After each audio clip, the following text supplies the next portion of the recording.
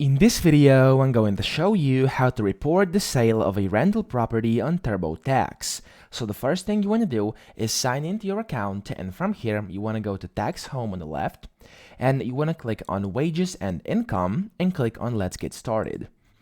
So from here, from this screen, it's going to say let's talk about your income next, and you want to click on Add My Income. And then you want to truthfully answer to these three questions over here. So do you have a foreign account, etc. You want to answer if you do or not.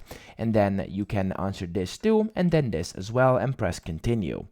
From here, you should see a bunch of different forms over here, and one of them should be rental properties and royalties. So what you want to do here to report the sale of a rental property, you simply want to click on Start.